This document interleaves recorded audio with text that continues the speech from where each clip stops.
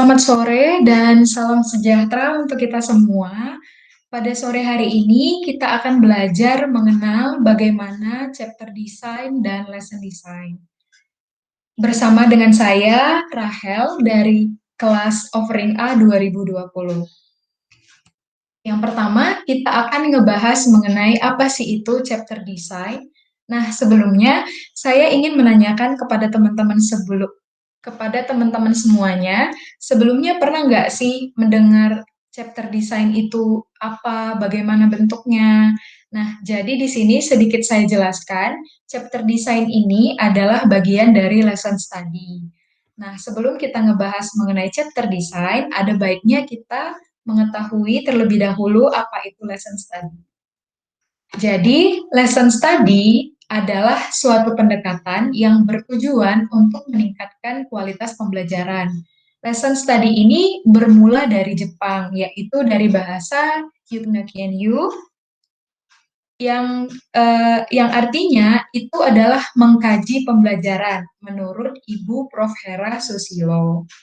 Nah, prinsip dari lesson study ini adalah kolegalitas. Apa sih kolegalitas? Kolegalitas itu adalah kerjasama yang dibangun antar kelompok, di mana ketika siswa dibelajarkan melalui lesson study, dia akan berkomunikasi dan berkolaborasi dengan teman sekelompoknya sehingga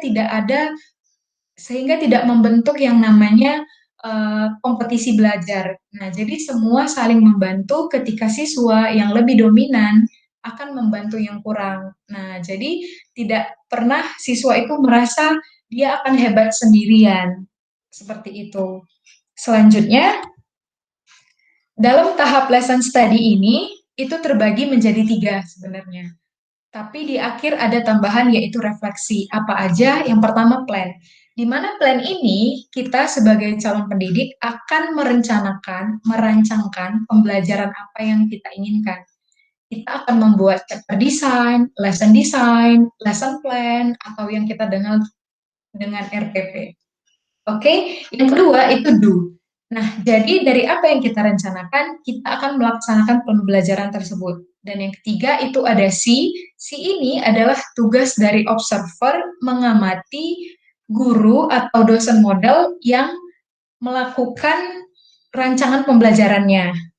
Nah, seperti kemarin, itu dosen modelnya adalah Mbak Maisuna sendiri, dan kami 6 orang anggotanya sebagai observer yang mengamati jalannya pembelajaran tersebut. Yang keempat, itu ada refleksi, di mana di akhir pembelajaran, kita akan merefleksikan apa aja yang kita amati selama proses pembelajaran tersebut, termasuk nilai kelebihan dari dosen model, pembelajaran yang berharga yang kita dapatkan. Kemudian kita bisa menilai kelebihan dari pembelajaran itu apa, kemudian kekurangannya yang akan kita gunakan sebagai bahan evaluasi. Oke, selanjutnya apa sih itu chapter design? Nah, jadi menurut 3 ahli, yang pertama dari Ray Gould mengatakan bahwa chapter design adalah kisi-kisi dari penerapan teori belajar dan pembelajaran untuk memfasilitasi proses belajar seseorang. Yang kedua, menurut Gangnya, mengatakan bahwa chapter design adalah sebuah usaha untuk membantu proses belajar seseorang, di mana proses belajar itu sendiri mempunyai tahapan dan jangka panjang. Dan yang terakhir, menurut Dick and Carey mengatakan bahwa chapter design itu mencakup seluruh proses yang dilaksanakan pada pendekatan sistem yang terdiri dari analisis, desain, pengembangan, implementasi, dan evaluasi. Jadi, chapter design itu sebenarnya adalah prosedur kerja yang kita gunakan dalam proses pembelajaran sehingga pembelajaran itu dapat dilaksanakan dengan baik dan menghasilkan output yang baik juga. Oke, nah di sini saya akan memberikan contoh dari chapter design. Ini sebenarnya sama dengan konsep mind mapping. Nah, contohnya di situ saya ambil materi keanekaragaman hayati di kelas 10 SMA. Nah, di sini ada penjabarannya lebih luas, persubnya sudah dijelaskan pada contoh di PowerPoint ini. Oke, selanjutnya kita akan ngebahas mengenai lesson design. Nah, lesson design ini itu keunikannya adalah dia itu hanya dalam satu halaman saja. Nah, nanti saya contohkan bagaimana contohnya, tapi kita sebelumnya harus mengetahui apa sih tujuan dari penyusunan lesson design ini. Yang pertama, untuk merencanakan pembelajaran. Yang kedua, lesson design ini sebagai gambaran umum supaya kita mengetahui, oh ini loh proses pembelajarannya secara ringkas. Yang ketiga, itu membantu menyusun RPP. Dan yang keempat, lesson design ini bertujuan untuk pedoman guru dan siswanya. Oke. Nah, di sini ada format dari lesson design. Keunikannya, kenapa sih ada bad emote icon di sini dan kenapa ada nice emote icon di sini? Terus kenapa sih ada garis-garis seperti ini? Nah, inilah ciri-ciri keunikan dari lesson design itu sendiri. Di mana di awal itu ada judul dari lesson design-nya, kemudian kita merancangkan kegiatan awal, merencanakan kegiatan inti dan kegiatan penutupnya seperti apa. Kemudian di sini kita mau milih materinya yang mana, caranya seperti apa, dan asesmennya itu berupa apa. Nah, di sini ada kegiatan guru dan kegiatan siswanya. Kemudian kita menilai bagaimana akhirnya tujuan dari pembelajaran itu sudah tercapai apa belum. Nah, seperti itu. Selanjutnya, itu ada judul dari lesson design. Nah, biasanya kalau kita mau ngebuat lesson design, judulnya itu harus bersifat persuasif. Jadi ketika orang ngebaca kayak, oh iya ya, menarik ya judulnya, seperti itu. Nah, ini bisa disesuaikan dengan konsep yang kita mau. Kemudian di sini harus menarik dan tidak kaku, sehingga orang yang ngebaca lebih lebih rileks. Nah, contohnya di sini, misalnya, kan ini harus bersifat persuasif ya. Jadi contohnya kayak, ayo kita belajar mengenai fungsi batang, atau yuk kita cari tahu apa aja sih macam-macam dari tulang daun. Nah, seperti itu. Selanjutnya di sini, itu kan tadi ada MCA, di mana itu ada identitas materi, cara, dan asesmen. Nah, untuk materinya ini sesuai dengan konsep yang dipelajari. Caranya itu terserah sama kita. Kita itu maunya model atau metode yang mana yang akan kita belajarkan. Untuk asesmennya, jenis instrumennya itu bebas.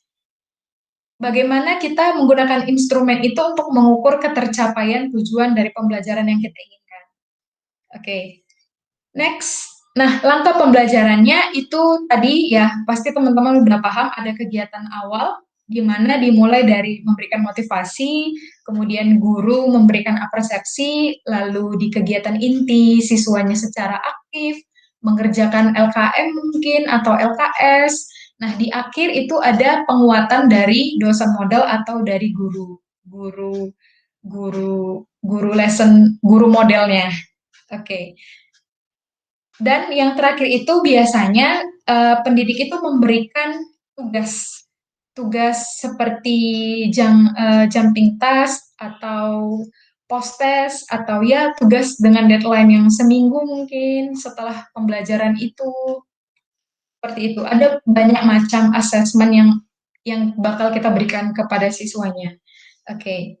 Nah, di sini oh, ini tadi tuh ciri-ciri dari lesson design itu yang pertama itu ada tujuan apa yang kita capai. Yang kedua itu tuh garis yang kenapa sih ini ada garis gelombang-gelombang. Nah, di sini itu tuh namanya garis fluktuatif di mana garis ini bakal menggambarkan bagaimana naik turunnya proses pembelajaran.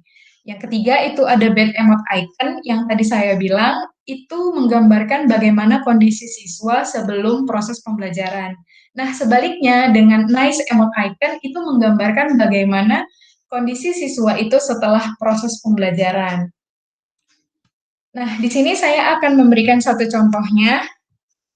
Di sini saya memberikan nama siswanya, yaitu nama saya sendiri, Rahel. Nah, di sini materi yang ingin saya belajarkan itu contoh keanekaragaman hayati. Nah, caranya saya menggunakan dari studi literatur, diskusi, dan presentasi. Lalu asesmennya keterampilan yang ingin saya kembangkan itu kolaboratif dan komunikatif. Nah, misalnya untuk di awal kita menanyakan bagaimana karakteristik flora endemik menurut pola persebarannya dan menurut garis Wells Weber. Nah, seperti itu. Nah, di sini tuh adalah kegiatan yang dilakukan oleh guru, kemudian diikuti oleh siswanya. Mohon maaf teman-teman, di sini sepertinya ada kesalahan. Ini mungkin karena di PDF kan, jadi gambarnya seperti ini. Nanti saya boleh mengirimkan contoh dari lesson design ini kepada teman-teman dengan format yang tersendiri. Oke, demikianlah yang dapat saya sampaikan mengenai chapter design dan lesson design. Semoga teman-teman dapat memahaminya. Bila teman-teman punya pertanyaan yang mungkin kurang kurang dipahami atau bagaimana, itu boleh langsung menghubungi Rahel. Saya cukupkan pada hari ini pembelajaran kita mengenai chapter design dan lesson design. Sampai berjumpa di pertemuan yang selanjutnya. Selamat sore dan stay safe everyone.